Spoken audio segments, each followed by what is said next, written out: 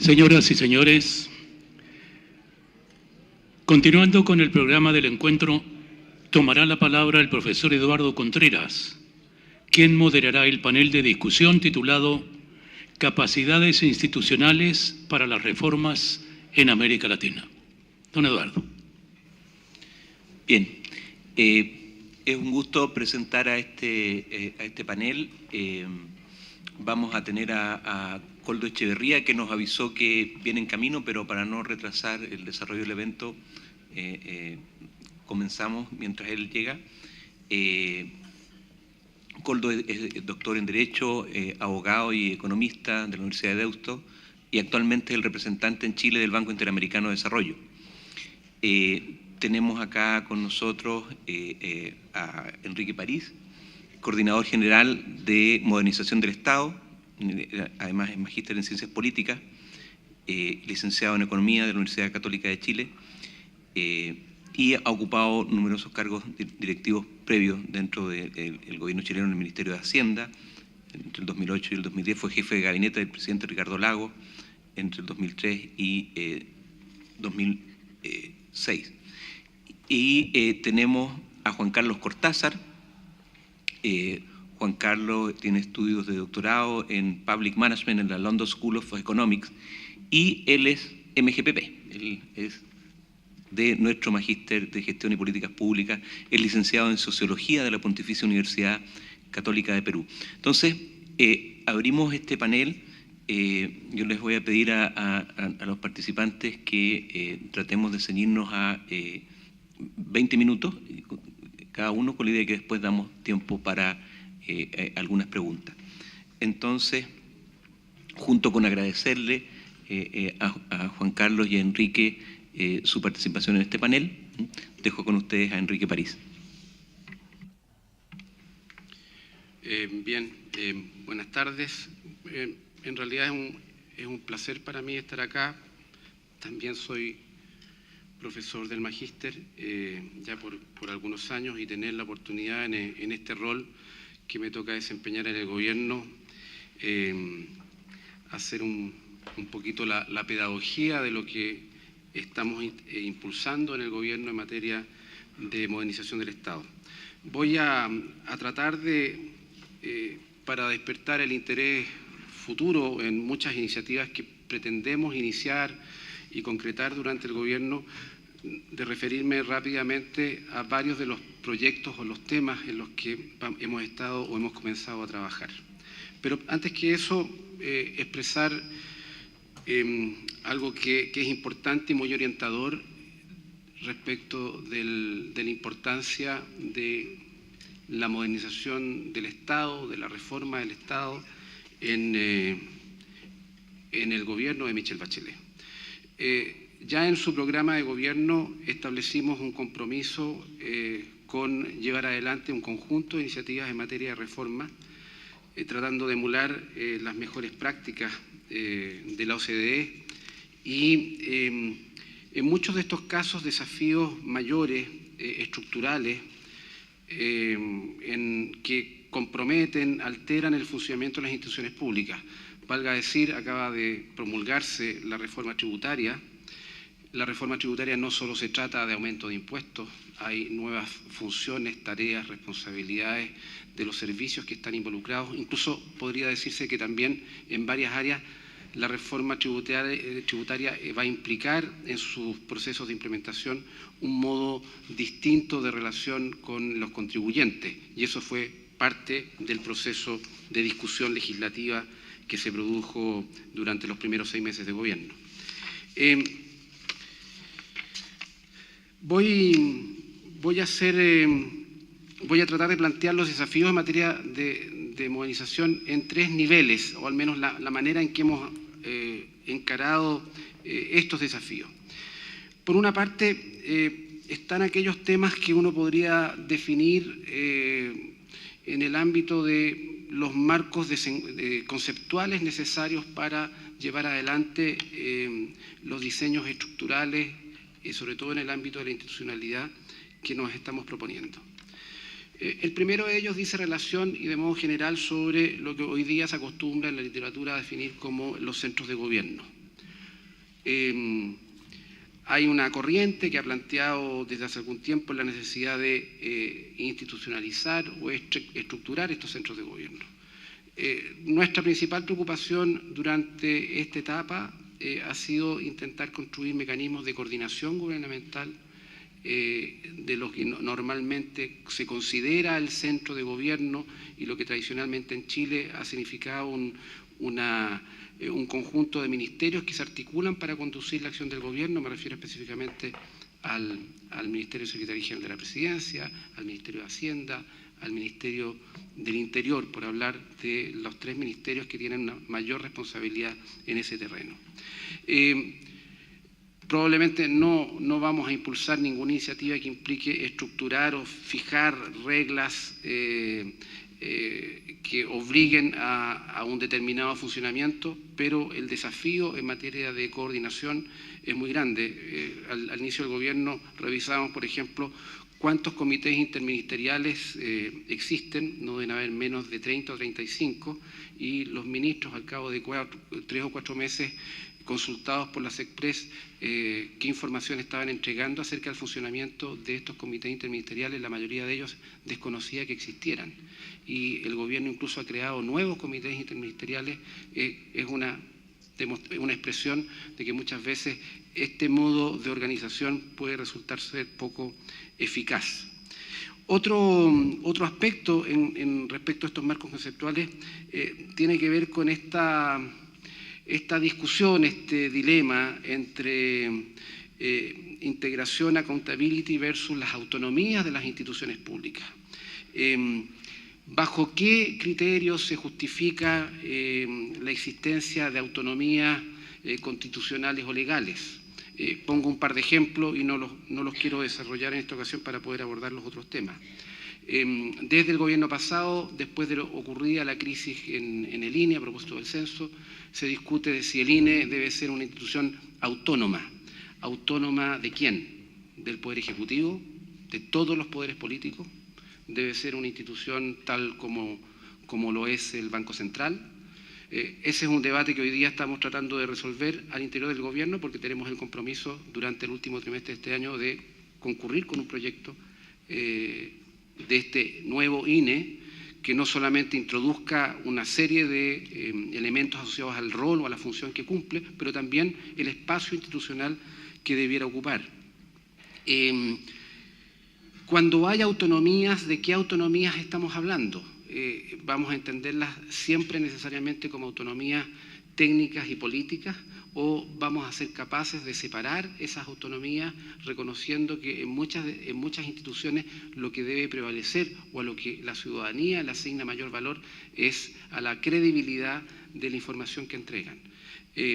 Un proyecto o una iniciativa que está comprometida en el programa de gobierno, como es la creación de una nueva institucionalidad en materia de evaluación de políticas públicas, también abre el debate acerca de si se trata de una sola institución, si esta institución debe ser totalmente autónoma del gobierno, y eso a su vez abre el debate acerca de si estas instituciones en materia de evaluación deben servir para asegurar la rendición de cuentas y la transparencia acerca de cómo se llevan adelante las políticas públicas, o qué tan efectivas pueden llegar a ser nuevas políticas públicas, o si bien estas instituciones deben, sobre todo en materia de evaluación, asegurar que esas evaluaciones, esas recomendaciones nos mejoren la gestión, es decir, evaluemos para mejorar el desempeño del gobierno.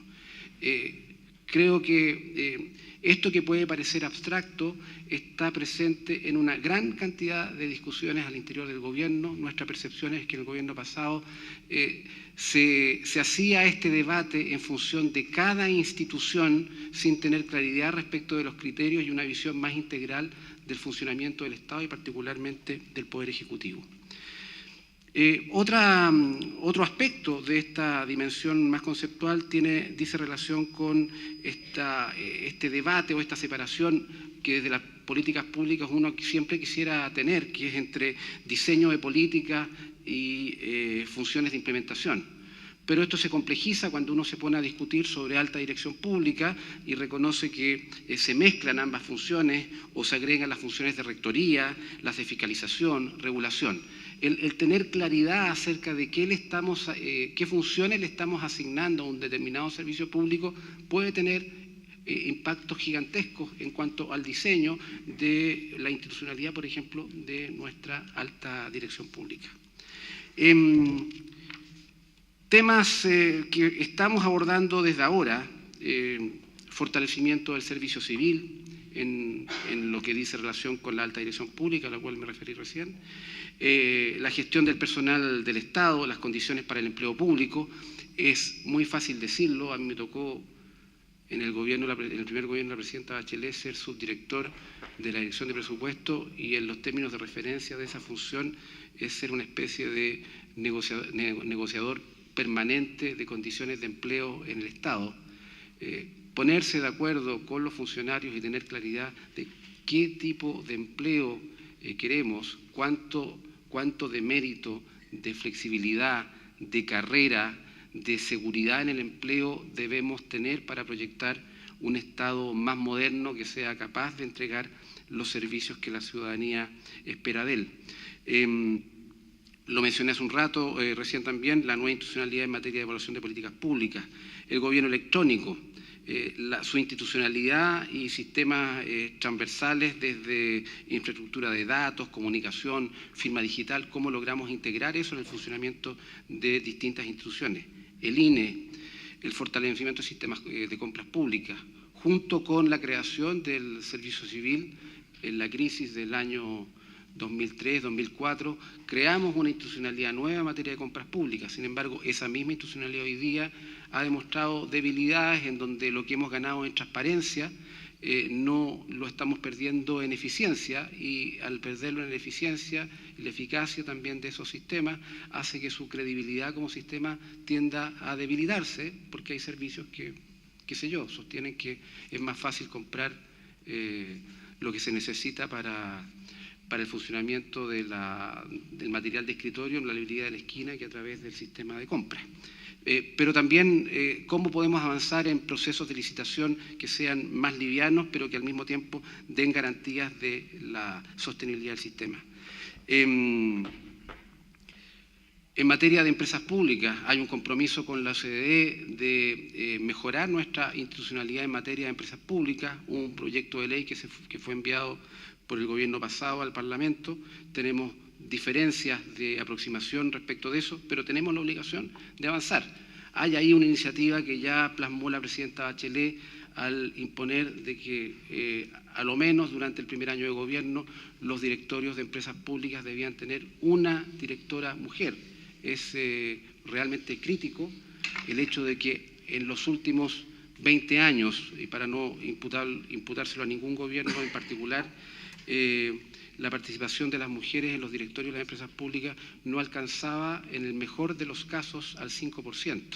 Estamos llegando al 27% y el compromiso de gobierno es alcanzar un 40% de participación, a lo menos, de mujeres en los directorios de empresas públicas. Pero además otras modificaciones relevantes acerca del control estratégico y su profesionalización. En materia de innovación pública, estamos ya impulsando algunos pilotos, como la creación de un GovLab para contribuir a crear una cultura de la innovación, pero también otras iniciativas que nos permitan instalar en los servicios públicos iniciativas innovadoras para mejorar su gestión o para tener una aproximación distinta a políticas públicas, de evaluaciones que puedan ser prospectivas, que puedan mejorar el impacto de las funciones que cumplen estos servicios. Y finalmente, probablemente estén enterados, en el gobierno pasado se creó una iniciativa que, de acuerdo a las encuestas que se realizan, es bien valorada por la ciudadanía, como es Chile Atiende.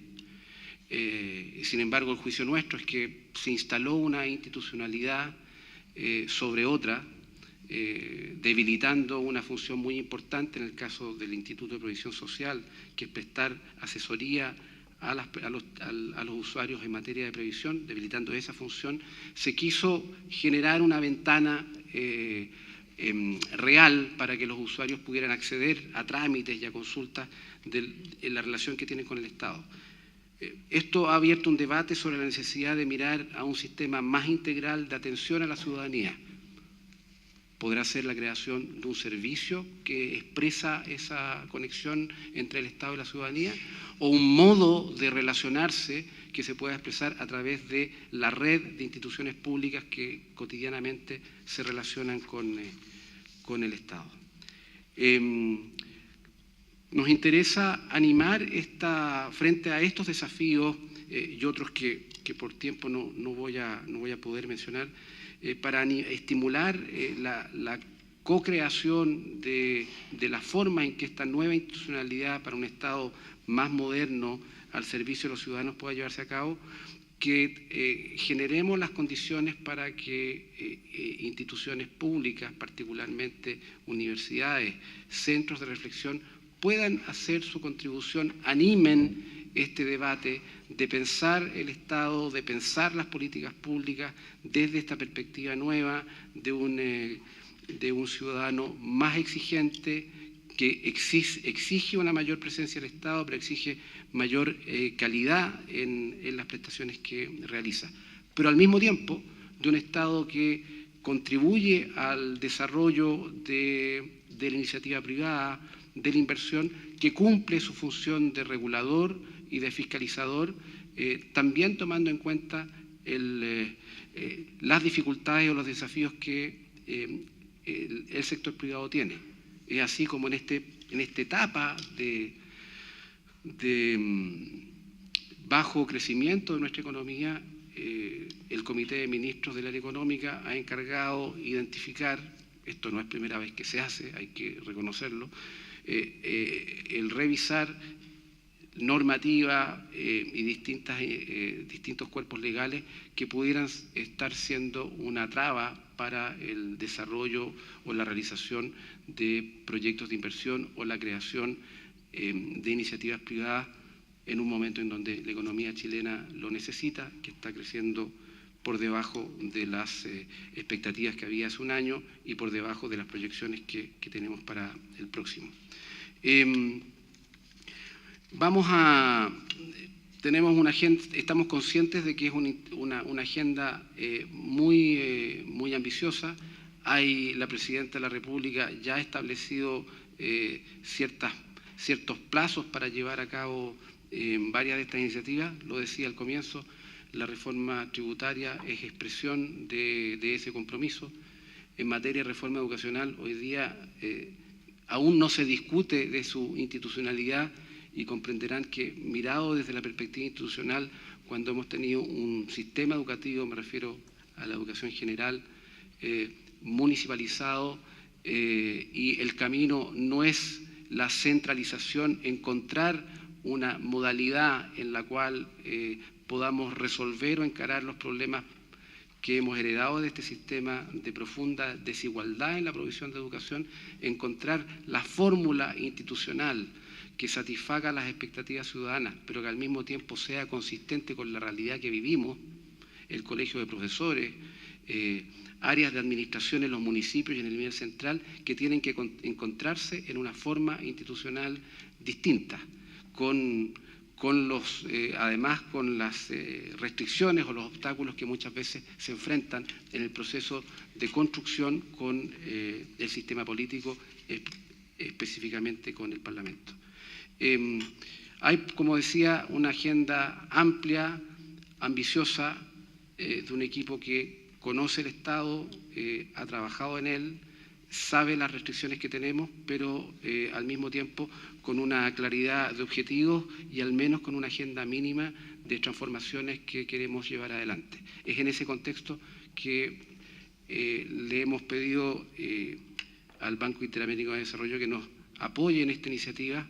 Estamos emprendiendo algo que es bastante novedoso, un programa que nos va a permitir abordar varios de estos proyectos de diseño, fortalecimiento de las instituciones, particularmente de la gestión al servicio de los ciudadanos, que se van a expresar en proyectos que se van a ejecutar en los distintos servicios o que se irán a ejecutar desde una unidad especializada para la creación de esta nueva institucionalidad. Hay ministerios nuevos que estamos creando en una relación distinta que van a tener con otras instituciones del Estado. Esto nos demanda un esfuerzo muy importante que implica apurar los diagnósticos, documentarlos mejor para poder tomar las mejores decisiones en el diseño de esta nueva institucionalidad. Muchas gracias.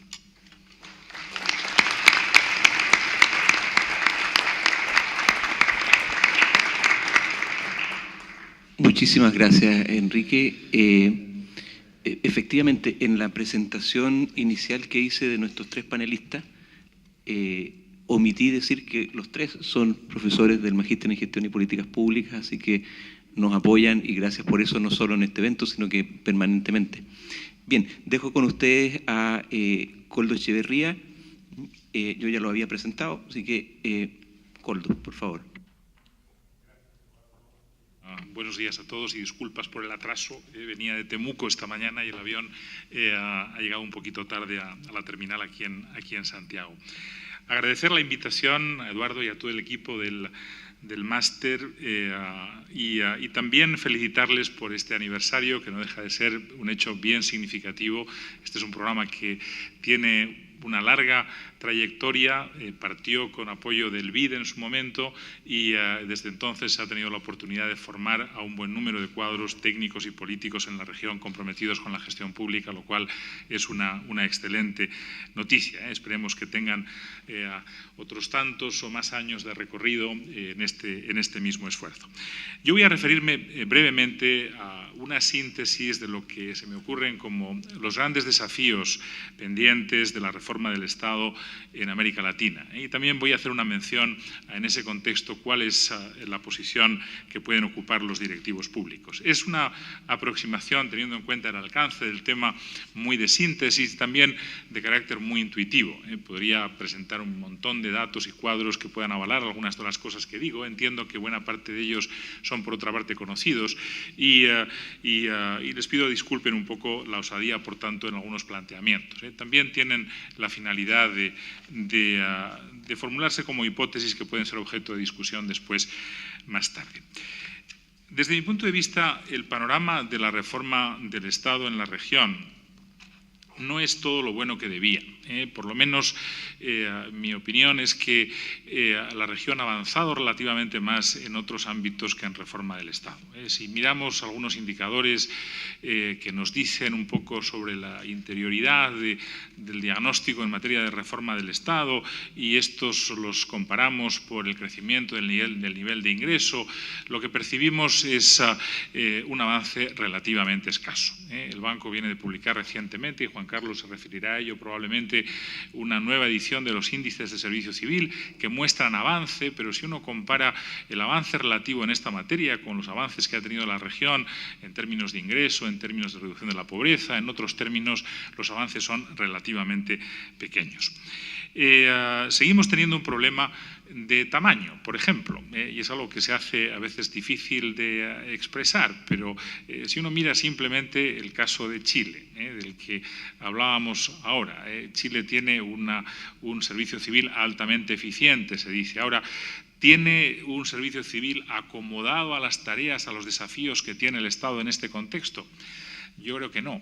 Y si uno mira alguna cifra que da una indicación de ese tamaño, pues nos dice que el tamaño es relativamente escaso. Es decir, Chile ha hecho un muy buen trabajo en contener el gasto público en materia de empleo y el consumo, digámoslo así, del sector público, pero uno duda de que esto sea suficiente para asumir los desafíos que el país tiene.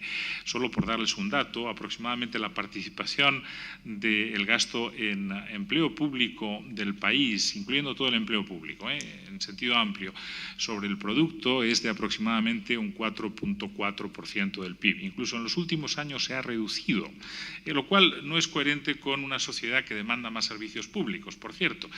Pero este es un dato equivalente al gasto que corresponde al gobierno federal en Brasil o al gobierno federal en México. Es decir, lo que es verdad que Chile es un Estado unitario, pero aún así uno diría que lo lógico es que, siendo un Estado unitario, el valor de esta participación sea más alta que la del gobierno federal en México o Brasil. Y no voy a defender que esas sean las magnitudes correctas, pero sí tenemos en Chile y en otros países, yo creo que un problema de tamaño del Estado que difícilmente es consistente con las demandas que hay puestas sobre él. Y al mismo tiempo hay obviamente problemas muy serios de calidad institucional. Más allá del tamaño, que no es lo más importante, obviamente hay problemas de calidad. Los índices de servicio civil lo expresan. La media de los índices que el banco ha publicado están por debajo del número 50 y estamos hablando de un índice cuyo valor óptimo es 100. Por lo tanto, estamos por debajo de lo que sería, de acuerdo con un índice 10, un aprobado. Chile llega al 70 y algo, si no me equivoco, con lo cual tiene un 7 de 10. Está bien, pero es un notable, ni siquiera es un sobresaliente, siendo el país que está claramente más alto de todos los países de la región. Y luego es un Estado también que sufre mucha presión democrática, y la presión democrática es buena en el sentido de que genera responsabilización, genera lo que llamamos accountability, pero accountability sin capacidad, sin desarrollo de capacidades, no necesariamente consigue un mejoramiento del Estado. ¿A qué me refiero con esto? Hay una tensión que está muy bien explicada en la ciencia política entre institucionalización del Estado, capacidades del Estado, tamaño si quieren también, que es necesario para desarrollar capacidades, y democratización. La democracia trata de controlar el Estado, trata de exigir al Estado rendimiento, trata de, al mismo tiempo, y cuando se producen presiones democráticas, de ocupar espacio dentro del Estado a efectos de hacerlo más receptivo políticamente. Alguien llamará esto clientelismo, en parte lo es, pero también es un movimiento lógico desde el punto de vista democrático, y esto tensiona las capacidades del Estado. Va a aparecer, ha aparecido ya, pero no está disponible todavía a la venta, creo que salía esta semana, un nuevo libro de Francis Fukuyama en el que se refiere precisamente a esta tensión, en particular en el caso de Estados Unidos, pero es una tensión general en cuanto al funcionamiento del Estado. Más democracia es buena para el Estado, pero si éste no es capaz de desarrollar capacidades profesionales, técnicas, con una cierta dosis de burocratización, si ustedes quieren, el efecto no necesariamente suma. Y luego, por otra parte, es un Estado también en el que hay muchos desequilibrios en general en cuanto al peso relativo de la institucionalidad en función de las políticas públicas. Pongo un ejemplo, el efecto de la fuerza que ha adquirido la necesidad de dotar a los países de estabilidad macroeconómica ha hecho que las instituciones fiscales, sobre todo aquellas que se ocupan de la macro, tengan un peso relativo enorme en relación a las instituciones que gestionan servicios públicos, en particular servicios sociales. Eso hace que el peso relativo en el aparato del Estado de la burocracia fiscal frente a la burocracia social sea completamente desproporcionado. Claro, cuando no hay que gestionar solo la estabilidad, hay que gestionar también una conducción eficaz y eficiente de los servicios públicos, esa tensión no suma, sino que hace que resulte muy difícil satisfacer las demandas en términos de prestación de servicios. Yo creo que en función de esto, y estas son tensiones que se van a acrecentar en una sociedad con mayor peso de las clases medias, lo propio y característico de las clases medias es que requieren servicios públicos de calidad, accesibles, permeables en relación a los que puedan ejercer influencia, y si el Estado no da el ancho para ejercer o para satisfacer estas demandas, lo normal es que se produzcan tensiones, que estas tensiones se conduzcan a través del ciclo político y que esto reduzca la gobernabilidad. Del mismo modo, hay también un desafío gigantesco en la región en materia de productividad. Chile viene de aprobar una nueva agenda, por cierto, de productividad, innovación y crecimiento. Si uno compara el desempeño de la productividad en la región, es hasta incluso probablemente peor que la de la reforma del Estado. La región ha perdido en general pie en términos de productividad, no digamos ya con las economías asiáticas, sino también con Estados Unidos. Chile, que no es de los que peor ha evolucionado en esta materia, también ha perdido pie en materia de productividad y al final, como dice Krugman, la productividad no lo es todo, pero es casi todo. Es el mejor predictor sobre cuál va a ser el crecimiento futuro de los países. Y de nuevo, detrás de los problemas de productividad hay un déficit de capacidades estatales, hay un déficit de que el Estado haga funciones que la experiencia nos dice que solo el Estado es capaz de hacer, colaboración con el sector privado, pero hay un vacío de políticas de innovación, hay un vacío de políticas tecnológicas, hay obviamente problemas en materia de educación, de capacitación. Y ven ustedes cómo estos dos elementos de desigualdad y de clases medias más sensibles a la desigualdad y a los servicios públicos y déficits de productividad crean un nudo que solo el desarrollo de capacidades estatales para hacer políticas consistentes con romper estos dos nudos, que además hay que romperlos conjuntamente, tienen sentido. Yo de ahí lo que me gustaría señalar son algunos desafíos, tanto en materia de instituciones económicas, instituciones de gestión de servicios, instituciones territoriales e instituciones democráticas. Y hago en los 4 ámbitos, o doy en los 4 ámbitos, simplemente una serie de puntos, una serie de ideas. En primer lugar, en materia de lo que son instituciones económicas, es clave superar esta lógica en la que predomina tanto la estabilidad para enfatizar mucho más las funciones de eficiencia y de equidad del gasto público. El gran desafío en estos momentos, por ejemplo, de Chile en materia de gasto público no es preservar la estabilidad, es saber gastar los recursos adicionales de los que dispone el país bien. Ese es el gran desafío. Con eficiencia, con efectividad. Esto requiere una lógica diferente en la institucionalidad presupuestaria. No es suficiente con esperar a recibir las demandas de gasto y negociar favorablemente los términos de estas demandas para que no se desboque el gasto público. Es necesario asegurar que el gasto se realiza. Hoy de lo que más se habla en Chile en materia de gestión presupuestaria es de ejecución. Y esa ejecución pasa por tener capacidades institucionales para que esta ejecución se haga bien. O sea, no es tanto una discusión sobre los recursos adicionales como sobre la capacidad de ejecución. Y me temo que esta es una realidad también en otros países. No digo que haya que perder de vista la estabilidad, sino que hay que equilibrar la estabilidad con la eficiencia y con la equidad desde el punto de vista de la gestión presupuestaria. Esto demanda fortalecer funciones de planificación, funciones de monitoreo, funciones de evaluación. Esto demanda volver a ingresar con más fuerza la lógica de planificación y gestión del gasto público. Ciertamente no demanda recrear viejas instituciones de planificación que miraban, digámoslo así, de forma excesivamente compleja y comprensiva a los desafíos de desarrollo y a la contribución del gasto público. No estoy diciendo eso. Estoy hablando de una iniciativa mucho mayor en cuanto a la gestión del gasto y al manejo del ciclo, por lo tanto, para que el gasto sea efectivo.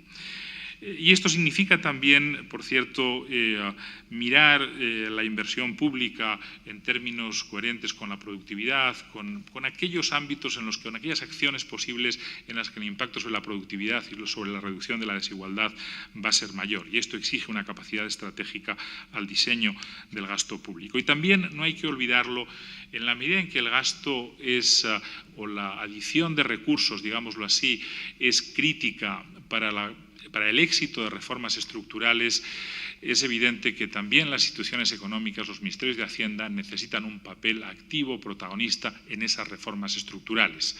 Si hablamos de educación, si hablamos de salud, no es solo un tema del sector de educación, es un tema de la asignación, de la eficiencia de la asignación de recursos del Estado y de la sociedad, y por lo tanto es importante que desde las instituciones económicas también se participe de forma muy activa en reformas estructurales en otros sectores. Y esto exige, sin duda, una capacidad.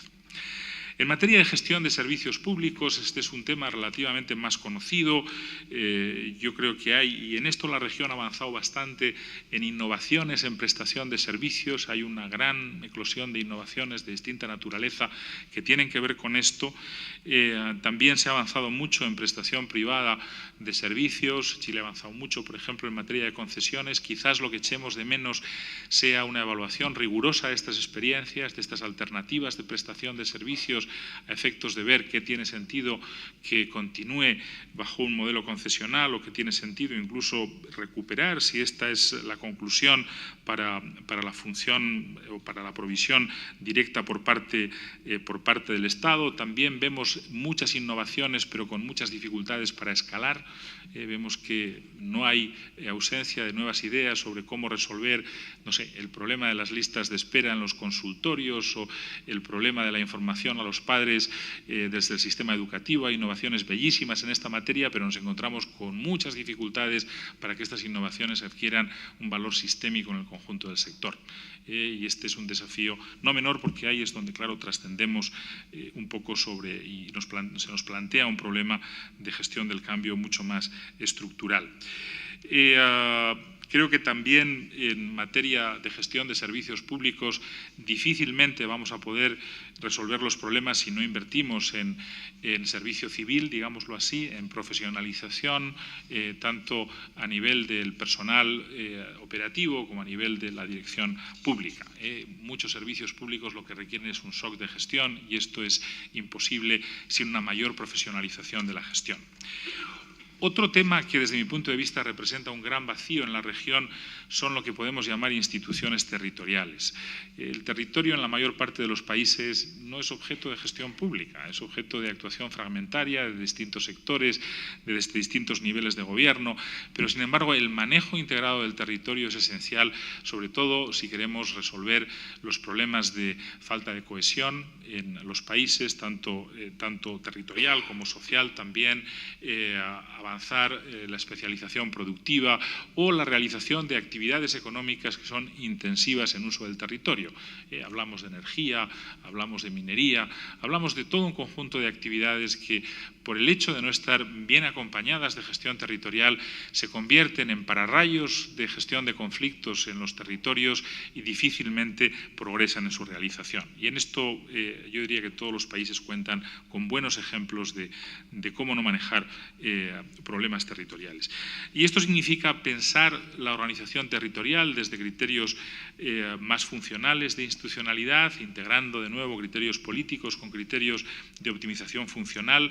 El vacío, por ejemplo, de gobierno sobre áreas metropolitanas es un drama en la región, a pesar de que sea la región más urbanizada del mundo. Hay una compartimentalización del tratamiento de problemas urbanos en todos los países, sean de transporte, de residuos, en fin, problemas de distintas características que requieren autoridades metropolitanas que no existen.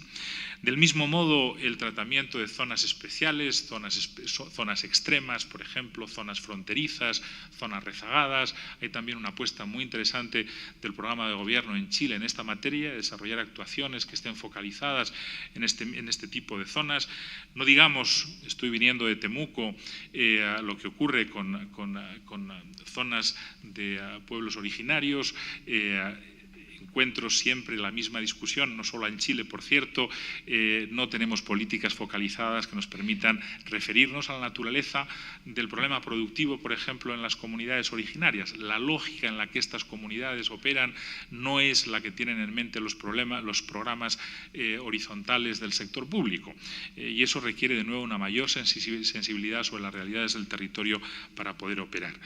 Y no es tanto un tema, territorial, no es tanto un tema de descentralización en el sentido de transferencia de competencias. Es un tema de rediseño, de repensar las instituciones teniendo en cuenta cuáles son las demandas del territorio. Y a veces de repensar más las instituciones centrales que las instituciones territoriales. Y sobre todo de buscar una articulación diferente entre ellas.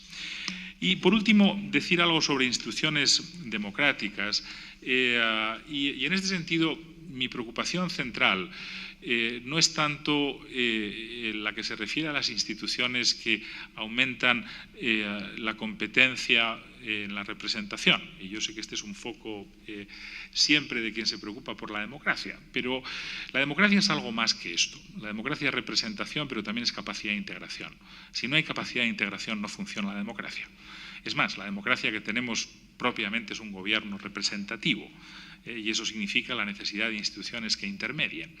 Aquí estamos hablando de los partidos políticos, estamos hablando de las cámaras de representación, estamos hablando del sistema electoral, estamos hablando de un conjunto de instituciones que por muy bien que funcione, por muy abierta, por muy transparente, por muy fina que sea la competencia electoral, por muchas oportunidades que dé a todos los actores de expresarse, si no conseguimos que se produzca un embudo en la representación, de modo que haya instituciones que agreguen intereses, que agreguen posiciones, difícilmente va a funcionar bien el gobierno representativo. Y ahí hay toda una gran asignatura pendiente en muchos países de la región.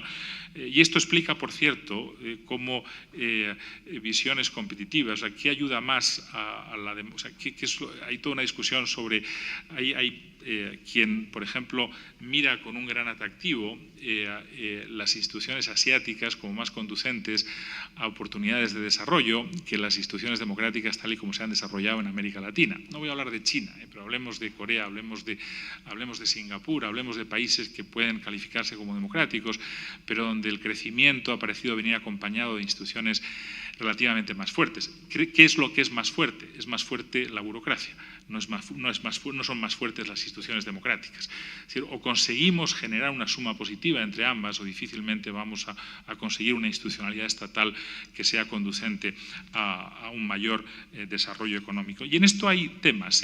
Por ejemplo, yo no creo mucho en lo que se llaman instituciones independientes, y esto puede parecer ir en contra de lo que he dicho hasta ahora. Y yo celebro el programa de gobierno en Chile sobre la necesidad de poner accountability al Banco Central. Y hay alguien que podría decir que esto es una locura desde el punto de vista de la política económica, como a quien lo dije. Yo no creo en la tecnocracia en ese sentido. O sea, yo creo en la articulación entre instituciones cuya fuente de legitimidad es el conocimiento y instituciones democráticas. Creo que esa articulación es la que tiene más capacidad de ayudar en ese sentido a navegar los desafíos de desigualdad y productividad que tenemos. Hay un lindo artículo de Fernando Enrique Cardoso hablando de esto, hablando de esta articulación y cómo esta articulación fue clave para resolver los conflictos de política económica que tuvo Brasil durante su mandato, como por ejemplo la puesta en marcha del Plan Real. Bien, ¿y qué significa esto para directivos públicos? Bueno, yo creo que hay algo que todos los que somos directivos públicos, también soy uno de ellos, nos cuesta hacer, pero que es imprescindible asumir. Uno de ellos es aceptar lo que podemos llamar la ambigüedad y la inestabilidad del rol. Y eso significa resistir la tentación de la funcionarización. Un directivo público, desde mi punto de vista, como un esquema de responsabilidad, es incompatible con una lógica de función pública. Yo no digo que no hagan falta lógicas de función pública, hacen falta estas lógicas, pero no en la posición y en la responsabilidad de articulación que tiene un directivo. Esa es un poco la gracia de la alta dirección pública en Chile o de sistemas que se han aplicado en otros países. El problema es que siempre uno puede juzgar que el problema está de un lado o del otro. Y yo creo que es bueno que la alta dirección pública en Chile se fortalezca, como está proponiendo el Gobierno, para eliminar algunos de las vías de escape que tiene a la captura política. Y esto lo hemos visto en los últimos gobiernos, por cierto, como un problema en Chile. Ahora, resistiría también la tentación a que la dirección pública se funcionarice. Tiene que navegar entre dos aguas. Y tiene para ser efectiva que asumir un marco de ambigüedad y inestabilidad. Eso, sin embargo, no excluye profundizar la profesionalización. Creo que hay que profundizar la profesionalización con distintos mecanismos. No hay profesionalización sin responsabilidad, y el marco de responsabilidad es en este sentido más importante que el puro conocimiento, la pura experiencia, efectos de profesionalizar. También eso es coherente con desinstrumentalizar la gerencia, por lo menos en el sentido de que la gerencia es una maleta de instrumentos que uno lleva, uno aplica y le dan legitimidad. No es así. No es así. Los instrumentos no hacen la pega, solo hacen la pega cuando se asume la responsabilidad gerencial. Y uno es capaz, además, no de copiar instrumentos, sino de crear instrumentos, que son los que mejor se adapten a la posición y a los desafíos que uno tiene. Y por cierto, que se cultive más la interacción entre gestión y políticas públicas. Ahí hay un espacio grande de profesionalización. Ahora, examinando los desafíos en Chile de la reforma educativa, hay un gran desafío sobre la dirección en el sector educación. Al sector educación en Chile se le ha extendido la alta dirección pública, pero se le ha extendido de una manera excesivamente genérica, sin como incorporar de forma suficientemente fina los desafíos de un sector tan particular como el educativo, y que además es un sector que tiene, por otro lado, el riesgo de ser un poco endogámico, que también hay que abrir, pero sin olvidar los desafíos públicos, los desafíos específicos de la política educativa. Y luego, por supuesto, y esto siempre lo digo, la Dirección para Progresar tiene que cultivar mucho más la conversación con la política, articular y no mirar a la política en clave de suma negativa, sino en clave de suma negativa. Hacen falta en las instituciones públicas más poder, no más redistribución del poder, sino más poder para todos. Hace falta crear desafíos que hagan que los directivos puedan reunir más poder. Y esto es posible a veces sobre la base de pequeñas cosas, no de grandes reestructuraciones. Y también necesitamos más poder político, obvio que lo necesitamos, para interactuar con los ciudadanos de forma más constructiva. Es esa suma de poder en distintos ámbitos la que creo que puede resolver parte de los desafíos. Por lo tanto, como directivos, jugar a suma cero de poder no funciona, no nos da mucho de sí.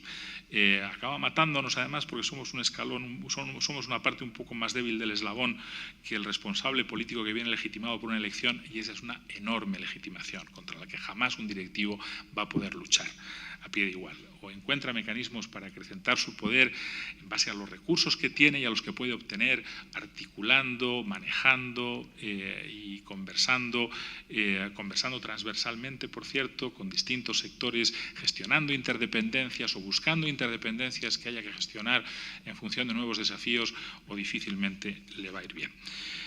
Gracias y felicidades de nuevo.